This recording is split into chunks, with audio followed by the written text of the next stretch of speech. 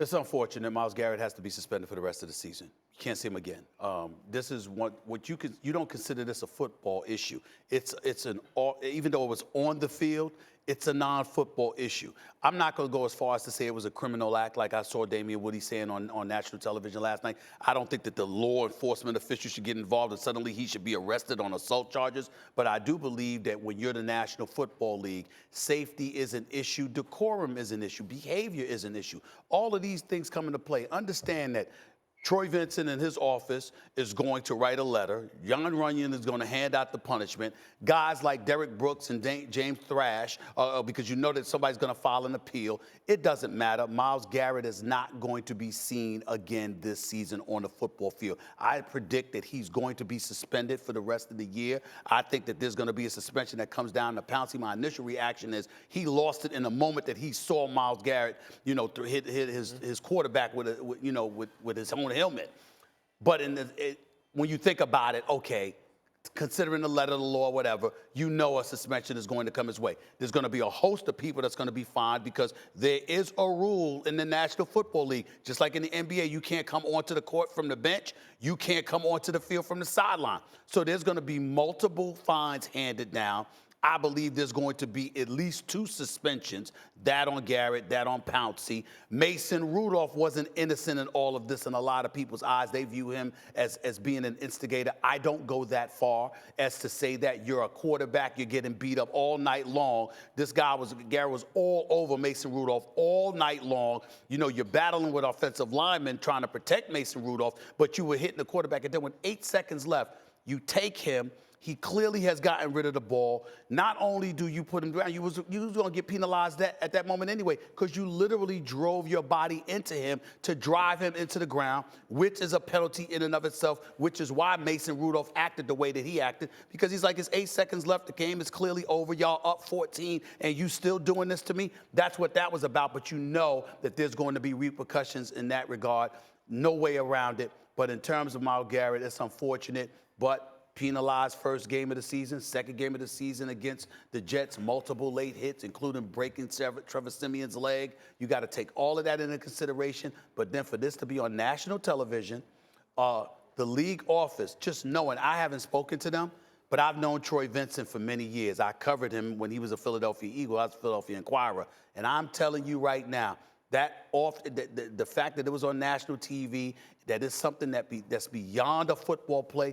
This is going to resonate with him so profoundly. I wouldn't be surprised if he tried to go more than just the end of this season. I think that's reasonable because we just mentioned that Vontaze Burfict got suspended 12 games.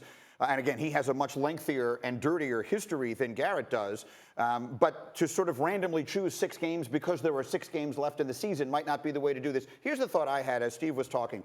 This was a standalone game last night. I mentioned Good Morning America had this in the lead block of their broadcast this morning. There are probably people watching us right now that don't normally watch a lot of ESPN because they're interested in this. As a football player, I feel like that bothers you. I've gotten that sense from you guys this morning that there is going to be a painting with a broad brush about the league and about the players in it based on this that does not sit well with you. Sure. Look, naturally, people are inclined to have stereotypical thoughts about athletes and about football players in particular because of the nature of the game, the physicality of the game, the background of many of the players who use sports as a way to really bring themselves up out of poverty and make something of themselves.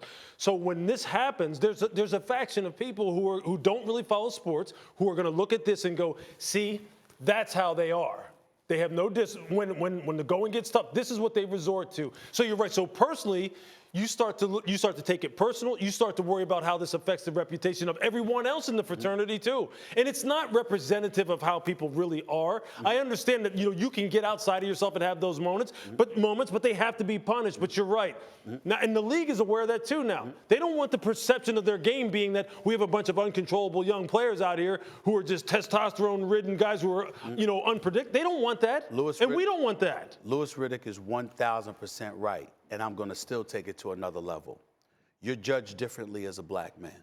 The fact of the matter is, in the post-game conference, you had players and you had Coach Freddie Kitchens being asked, has he had any anger management issues? Okay? These are the kind of things that happen. And why is that relevant, Greeny? Lewis, he can speak to this. Troy Vincent's is a black man. Make no mistake about it. This man, that's going to resonate with him because how you're perceived when you hear me going off on First Take because somebody has found themselves in a particular situation. It's because I recognize the fact that as a black man, we're going to be judged from a societal perspective just a touch differently. Richie Incognito, he acts up. That's an isolated incident. You're talking about him, but somehow, some way, when something happens with the black athlete, sometimes generically, those things come into play. A black man, anger management issues, things of that nature. Troy Vincent is going to be sensitive to that. Derek Brooks is going to be sensitive to that. John Runyon doesn't need to be sensitive to that because he's a white guy, but in the same breath, he's going to protect the shield. So Lewis is right. All of those things come into play, but I'm going to take it to another level because I know Troy Vincent. And I'm telling you right now, that kind of stuff is going to resonate with him. This is not going to be a good day for Myles Garrett. I can promise you that. Thank you for watching ESPN on YouTube. For more sports, highlights, and analysis, be sure to download the ESPN app. And for live streaming sports and premium content, subscribe to ESPN+.